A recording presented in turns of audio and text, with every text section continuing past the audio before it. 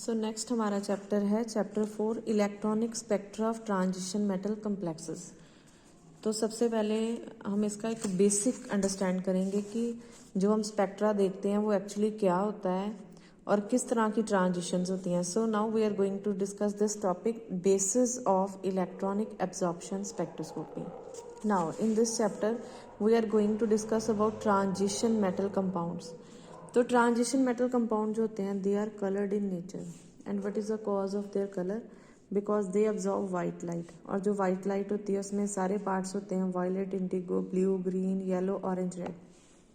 Transition metal compound है depending upon its nature, इसमें से वो एक पर्टिकुलर वेवलेंथ की रेडिएशन को एब्जॉर्ब करेगा।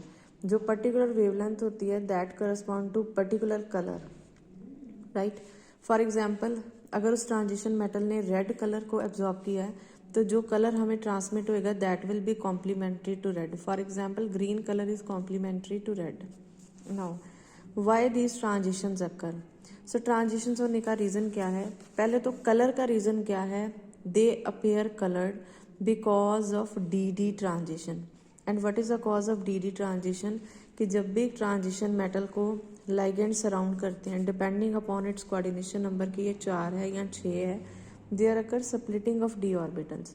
जैसे ये 5 ऑर्बिटल हैं, अगर ये ऑक्टाइडल फील्ड है तो 3 ऑर्बिटल नीचे आ जाएंगे, 2 ऊपर जाएंगे। T2G सेट नीचे होएगा, EG सेट ऊपर होएगा। तो क्या होएगा डिपेंडिंग अपॉन इसमें कितने अनपेयर्ड इलेक्ट्रॉन है, यहाँ पे ट्रांजिशन होएगी डिपेंडिंग अपॉन कि किस तरह का लाइगेंड है। अगर स्ट्रॉन्ग फील्ड लाइगेंड है तो ये जो एनर्जी गैप है ये बहुत ज़्यादा होएगा। अगर वो एक वीक फील्ड लाइगेंड है तो एनर्जी गैप कम होएगा। सो करस्पॉन्डिंगली क्या होता है कि ये एनर्जी गैप डिसाइड होता है that depends upon the nature of the ligand as well. So depending upon कितना एनर्जी गैप है उसी के अकॉर्डिंग एनर्जी अब्जॉर्ब होएगी। अगर एनर्जी गैप ज़्यादा है तो ज़्यादा एनर्जी चाहिए, तो उसी के अकॉर्डिंग जो कलर होएगा, जो वेवलेंथ होएगी कलर की, that depends upon this energy gap. तब हम इसको समराइज करते हैं। द ट्रांजिशन मेटल जो होते हैं they are coloured, why? Because of D transition. And why d transition is observed? Because when a metal ion is surrounded by ligands there occur crystal field splitting. ये हम पढ़ चुके हैं crystal field splitting को। Now अब आते हैं हम इस टॉपिक के सेकंड पार्ट की तरफ। क्योंकि ये जो एनर्जी अब्जॉर्ब हो रही है ये एक एनर्जी गैप है, तो ऑब्वियसली ई एनर्जी किस पे डिपेंड करती है? H new. न्यू क्या होता है? It is c upon lambda. So E is equal to h into c upon lambda. ये सारे पैरामीटर्स हमें पता है, Planck's constant, velocity, wavelength, right. तो ये जो एनर्जी गैप है delta E that is equal to h into c upon lambda. इसका मतलब जितना वेवलेंथ का वैल्यू कम होएगा उतना ही एनर्जी गैप ज़्यादा होगा, because we know that they are inversely proportional to each other. Now हमने कंपाउंड लिया, उसको लेट से वाटर में डाला, डिजोल्व किया और यूवी स्पेक्ट्रोफोटोमीटर के अंदर डाल दिया। अब क्योंकि यहाँ पे रेडिएशन एब्जॉर्ब हो रही है, there occur absorption of radiation, तो वी नीड टू नो कि कौन से लॉज हैं जो स्पेक्ट्रा को गवर्न करते हैं। तो there are 2 absorption laws, one is Lambert's law, second one is Beer's law, और इनकी एक कंबाइंड इक्वेशन होती है जिसको हम बोलते हैं लैम्बर्ट बेयर्स लॉ। तो क्या होता है, ये लेट से हमारे पास क्यूवेट में हमने सोल्यूशन ले लिया और ये जो लाइट है ये पास हो रही है, राइट।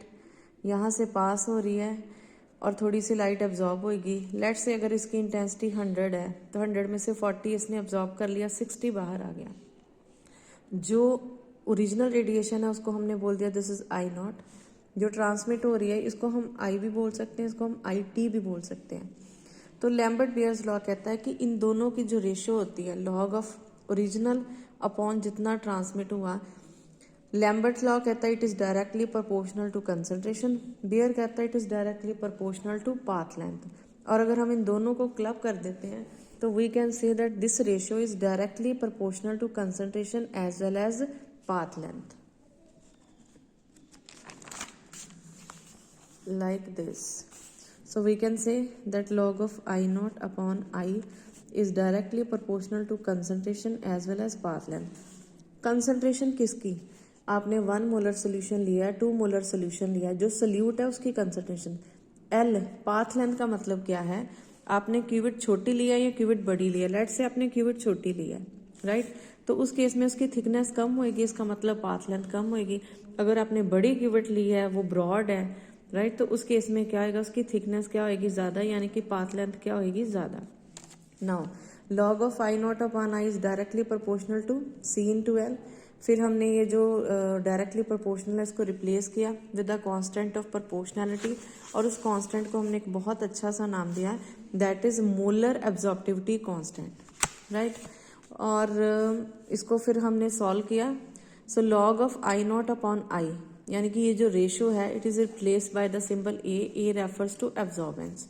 तो अगर हम इसको सिंप्लीफाई करते हैं तो हमारे पास क्या आएगा, that A is equal to epsilon into path length into concentration. So this is combined Lambert Beer's law. तो ये सारे पैरामीटर हैं, ये absorbance, intensity of incident, incident का मतलब होता है ओरिजिनल लाइट, यानी कि एंटर होने से पहले। I is transmitted, C is molar concentration, epsilon is molar extinction coefficient, या इसको मोलर एब्जॉर्प्टिविटी कांस्टेंट भी कहते हैं, and it has unit of litre per mole per centimetre. जो पाथ लेंथ है, लेंथ के यूनिट क्या होते हैं, जो नॉर्मल हम यूनिट देखते हैं, like centimetre. So this is the first topic, basis of electronic absorption spectroscopy.